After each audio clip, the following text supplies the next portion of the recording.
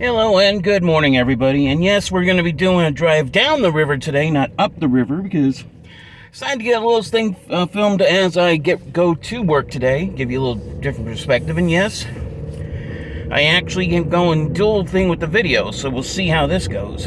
Anyway, reason why I'm talking to you today. I mean, we're not going to talk politics or anything, I mean, we have enough of that all around already, But we're going to talk the heat. I mean, I know it's like areas like St. Louis have already felt it. I mean, Vegas, that's a no-brainer. Phoenix, same thing. But the Twin Cities, we're going to have a little bit of a heat spike coming tomorrow. I mean, today we're going to have highs in the mid-80s, low to mid-80s. Going to be a little humid later on, especially once any thunderstorms go by, which is why I'm leaving at 6 a.m. instead of about 6:20. That way I don't have to worry about wet roads, hopefully. But tomorrow we're going to be spiking up to 95 in the shade. I mean, I don't know about anybody else, but ouch. I mean, that's just damn hot. Especially for here in the Twin Cities. I mean, for Vegas, I know that's closer to your normal high. So that's like, for you, it's no big deal. But for people around here, I mean, we're looking at 95 to 98 in the shade, and the record temperature, or at least at MSP, is 97. So, yeah, that could be just a little bit of a scorcher. So, I mean, what are we going to... So, I mean, at least one good thing, at least it won't be stagnant. It will be breezy from the south. So, that good news there. At least we won't have to worry as much about photochemical smog like we do in the east whenever we get this much of a heat spike. I mean, yeah, it's still the air quality might not be great, but at least it's not going to be standing in one spot for any good amount of time. So you won't have to worry about, the ozone going through spiking through the roof. But unfortunately, it's still going to be some major problems. Not only because, you have to watch out the roads, because, remember the road, I don't know if I've ever said this before in like any Twitter posts or anything, but when bridges and roads are built around here, they were built, like most of them were road beds, except for a couple of them have been built, about 20, 30, 40 years ago, when the temperature ranges weren't quite as wide as they are now. I mean, yeah, we still get the temperature down to, like, say, minus 25 Fahrenheit at times around here, 25 to 30, and, yeah, we get temperatures in the low 90s. I mean, it happens, We're in the high plains. Summer, it happens. But when we start to get to, like, say, 95, 98, 100... that's sort of the absolute upper range of what some of the roads and bridges are built at. So what that's going to cause is a little thing called road buckling. And the reason why the road buckles is because, you build some expansion into roads. The engineers, they did a really good job. The only problem is you can only build so much, they only built so much into it, not exactly expecting the type of range we're seeing now. Thanks to climate change. Yes, I know. Everybody's going to bristle with that, but that's true. So, with this climate change problem, it's widening that range a little bit more. At least the bridge that I'm on now over here at Cayuga Street in St. Paul, that shouldn't be a problem. But last summer when it got really hot, we actually had part of US 61 buckle coming northbound from between Jamaica and 80th. And several years ago, when it got that hot, up on 36, up by Edgerton, well, it turned into like one of those ramps you'd see on the Dukes of Hazzard. Except people were accidentally jumping that in a car that wasn't quite the General Lee. So, not pleasant. But yes, we have construction downtown anyway coming to the Twin Cities this week, 35E. We're still working on the stuff with 35E and everything. Especially for 94. But, when you're talking that high temperature with the expansion joints, yes, you will have problems.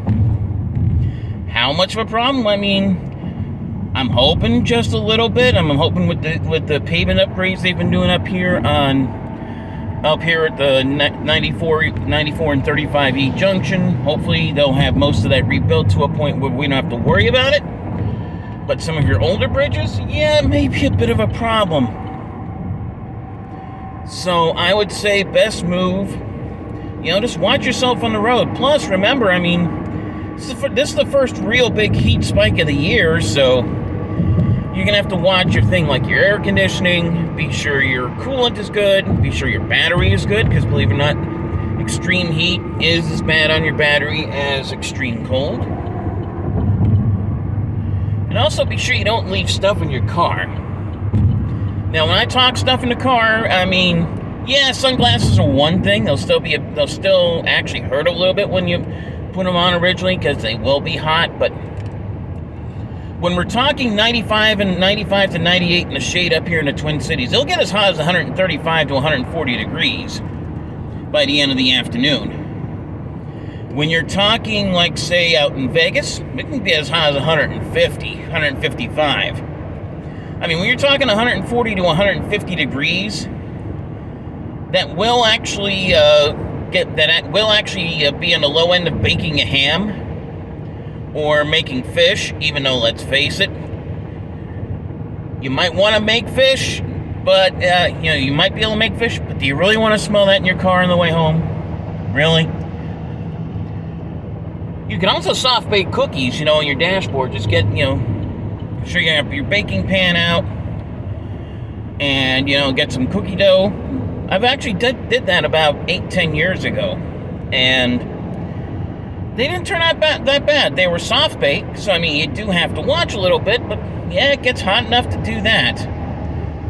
Which is good if you're trying to soft bake cookies. The only problem is when you do that, you also don't want to leave your pets or kids in the car. And every year, whether it's in Vegas, whether it's Southern Ontario, or even, like, say, Calgary, or if it's, up here in the Twin Cities, or Northeast U.S., wherever, you always have some people who leave their pets or their kids in the car when it's damn hot. They claim they forget them when they shouldn't forget them. And when the temperatures get that hot, I hate to say it, people will get killed by that due to heat stroke. You really don't want that. You really don't. I mean, one of the things as meteorologists, we try to, one of the things we do when we put those forecasts out is we're trying to protect your butt. And with this type of heat, if we didn't say anything, people will be saying, well, how come you didn't tell us about that danger? It's like, well, now you're warned. Don't keep your kids or their pets in the car. You take them with you, you bring them in with you, even if it's just for 5 or 10 minutes. Because even 5 or 10 minutes, the temperature could spike in the car about good 15 degrees. 15 degrees Celsius even, I mean, it was Fahrenheit actually. 15 Celsius about 30 minutes. But it could get very, very ugly. So why would people do it? They say they forget about it, but it's like, how can you forget your kids or your dog or your cat? How can you really do that? If you're that distracted that you're worried that you end up doing that, I'm sorry. This is personal opinion here. But you should actually be prosecuted for it. Because, you're endangering life.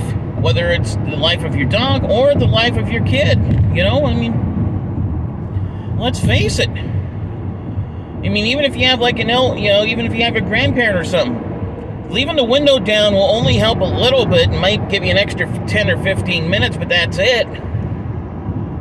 You're still going to have a major heat problem. You still could also, end up burning your legs if you have leather seats. So, I mean, yeah, it's not good. Really not good. But I mean, if you're, once you get to work and everything else, if you're inside, fine. But there's a lot of people that can't be inside. And especially can't be in air-conditioned places. So, I mean, if you're in one of those places, like, say, unair-conditioned factories, or if you're working outside and, you do yard work for a living, be sure to take some really good common sense advice. One, hopefully your boss, or hopefully you are the boss, but, I mean, if you're not the boss, hopefully your boss actually uses his head and gives you, a few extra breaks here and there. Like, say, maybe every hour instead of every 2 hours. Be sure to bring along a little bit of extra water or Gatorade.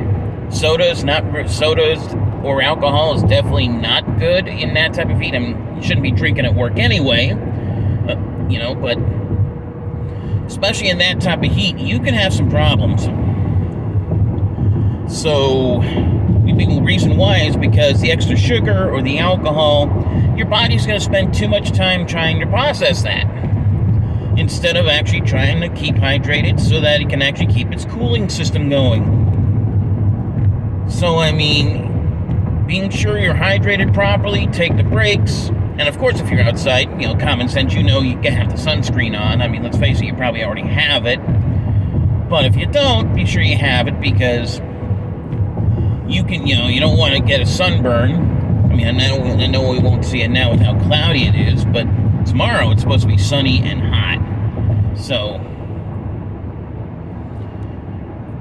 but I mean, just have to be careful. You're really careful, because the heat, heat-related deaths are some of the most frequent cause of weather-related deaths in the U.S. and the world. And it's something we're going to have to worry more about in this climate, the world with the climate change. But, I mean, just be careful. You just got to be careful with it.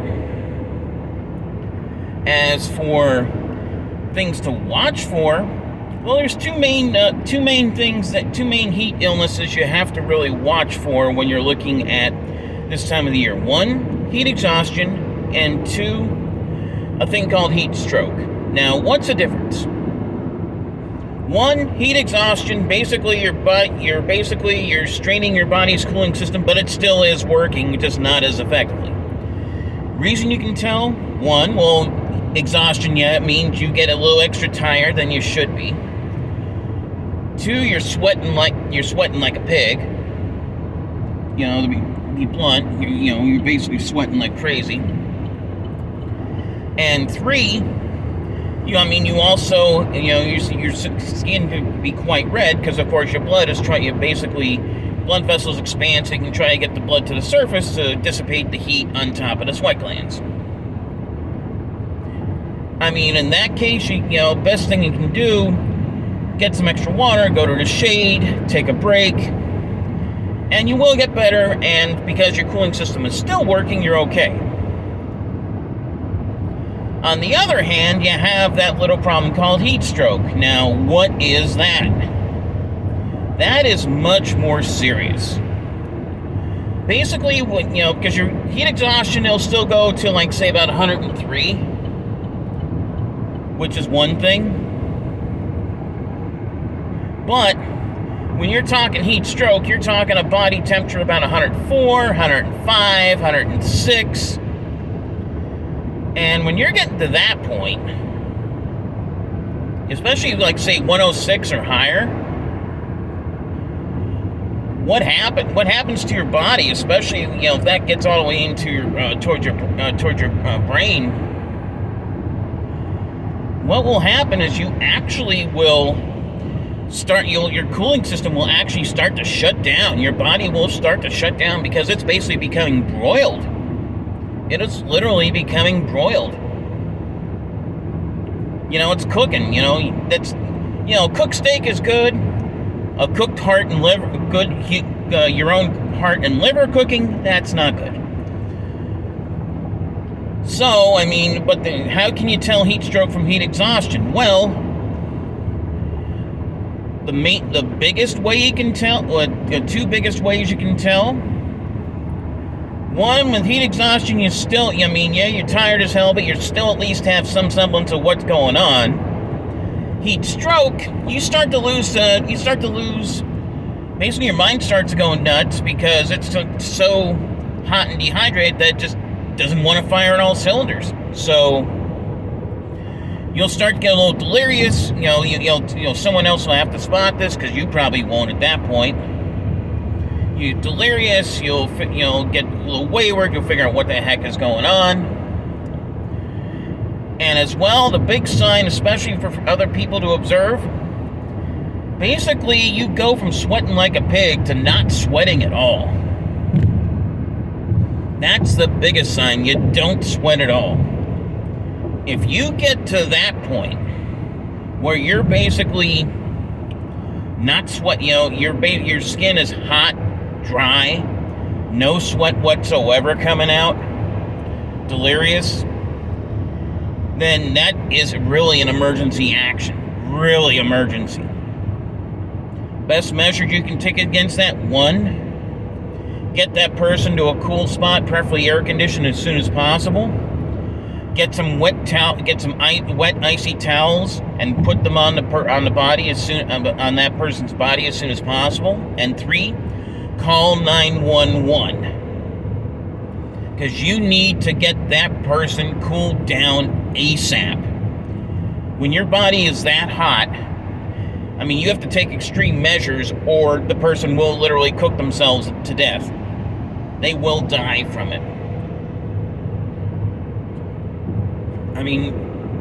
That's why when it gets extremely hot in a car, when it gets extremely hot outside, that's why you got to be real careful. And yes, if you notice someone getting heat exhaustion can turn into heat stroke. But heat stroke doesn't need heat exhaustion. You can literally, acutely go into heat stroke. Just look at any major virus problem. That's why if your fever automatically spikes to, like, say 104 or higher, if you have a severe flu or something, you go to the doctor anyway, because you are literally at that danger point. So if you're dealing with the extreme heat, guess what? You've got to call a doc. You've got to call the ambulance. You've got to call the ER. You've got to get someone out there and get that person into the hospital, because they have to take extraordinary measures. What exact measures? I don't know. I'm not a doctor or John Gage, and let's put it this way: I may know some first aid, but Randolph Mantooth, I'm not. So. But yeah, when you're talking extreme heat, that can be a major, major problem. So please, when you're outside the Twin Cities next day, or in the Twin Cities later, the Twin Cities tomorrow, or even this weekend to get back up to the low 90s. Or if you're anywhere else that's really, really hot, like say St. Louis, Texas has been baking, Phoenix, not as much as Central Valley, but that there also gets hot. Be very careful out there, please. The heat is a very dangerous thing this time of the year. And for Twin Cities, we don't see it as often as, say, Phoenix or Vegas. But they do.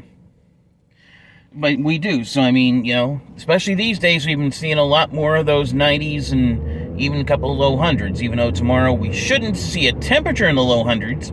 Heat index, different story. Temperature, no. But please, just take it easy. Don't go too nuts. And just be sure, hey, if you like this video, great. If you don't, I still want you to be alive long enough to be able to not like it. But take care of yourself. Do what you can. And I'm hoping this weekend when Minnesota travels on the road for their next game that, well, we actually have some offense show up.